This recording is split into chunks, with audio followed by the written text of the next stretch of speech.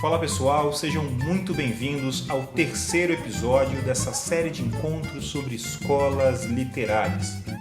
Eu sou o professor Vitor Valente, da Litera, e nossa ficha de hoje é sobre o classicismo.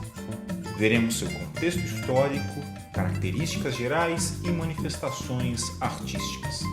Separe o seu material e bora para a aula!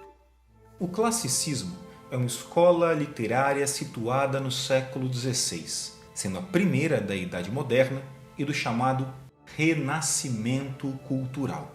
Assim, suas características e seus valores estão alinhados ao momento histórico em que se insere.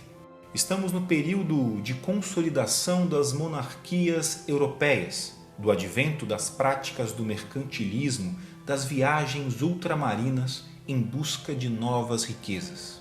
O pensamento humanista difundiu o antropocentrismo, a colocação do homem como medida de todas as coisas, bem como a adoção da cultura greco-romana clássica como referência a ser seguida, o chamado helenismo.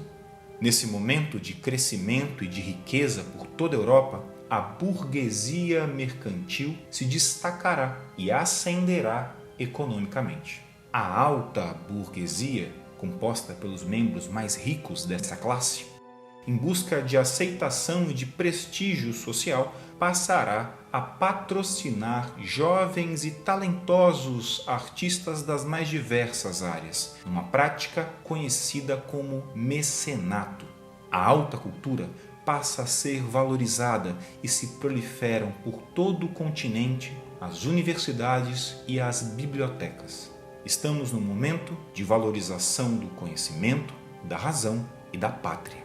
No campo artístico, a pintura é alvo de mudanças significativas. Surge a tinta a óleo, garantindo maior detalhismo aos quadros, e os pintores tomam da arquitetura a técnica do ponto de fuga, garantindo uma maior noção de profundidade às obras. A poesia, por sua vez, também não escapa desse olhar racional, mas isso se dá mais no campo da forma que no campo do discurso. O soneto, o doce estilo novo, forma poética de criação italiana, caracterizado pela composição em 14 versos metrificados com 10 sílabas poéticas cada, além de esquema regular de rima, se populariza.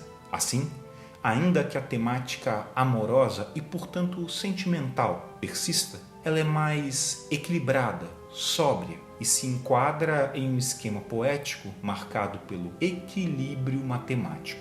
Portugal, especificamente, vive o apogeu das grandes navegações e do sentimento nacionalista. Merece destaque o poeta Luís Vaz de Camões, grande nome da poesia portuguesa de todos os tempos. Sua obra pode ser dividida em duas partes bem distintas: a épica, de caráter narrativo, heróico e nacionalista, e a lírica, de temática sentimental. A poesia épica camoniana corresponde a Os Lusíadas, narrativa de aventura ficcional que terá como ponto de partida um fato histórico: a viagem da esquadra de Vasco da Gama às Índias, contornando pela primeira vez na história o Cabo das Tormentas. Nesse longo poema, o grande herói e protagonista é o povo português, exaltado em sua coragem e bravura diante dos perigos escondidos no mar. Cabe ressaltar, na narrativa,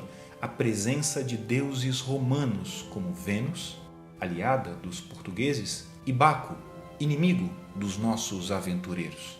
Essas divindades estarão sempre rebaixadas ao Deus cristão, sendo vistas como deuses menores, forma encontrada por Camões para burlar a censura da Igreja na época. Os Lusíadas são a síntese do pensamento antropocêntrico e nacionalista da literatura portuguesa durante o Renascimento cultural. No campo da poesia lírica, na temática sentimental, temos o livro Rimas, que pode ser dividido em duas partes. A primeira, chamada Medida Velha. Ela assim se chama pois preserva a métrica medieval antiga de redondilha menor e redondilha maior. Seus temas mais comuns também são medievais, como as cantigas de amor e de amigo. A grande inovação camoniana, porém, está na chamada medida nova. No campo da forma, corresponde ao soneto. Já no aspecto temático, surgem algumas inovações.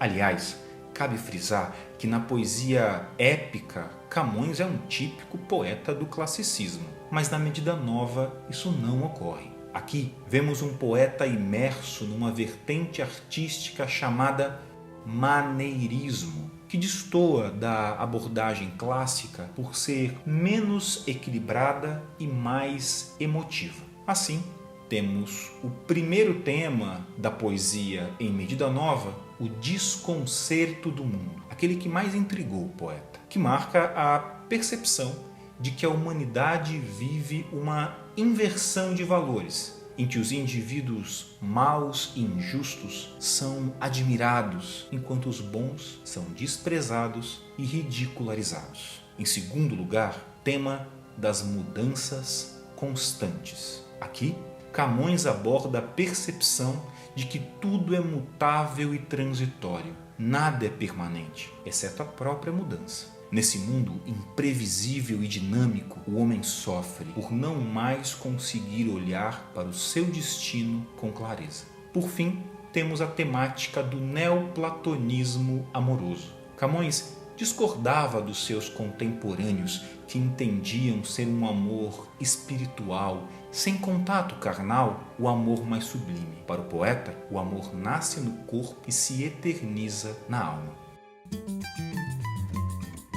Esse foi o podcast da Litera, disponível nos aplicativos Spotify, Google Podcasts, Apple Podcast, Castbox, entre outros, nos quais você consegue seguir a gente e assim não perder nenhum novo episódio. E aí, gostou do conteúdo? Conta pra gente em nossas redes sociais. Eu sou o professor Vitor Valente, diretor da Litera, e até o próximo episódio.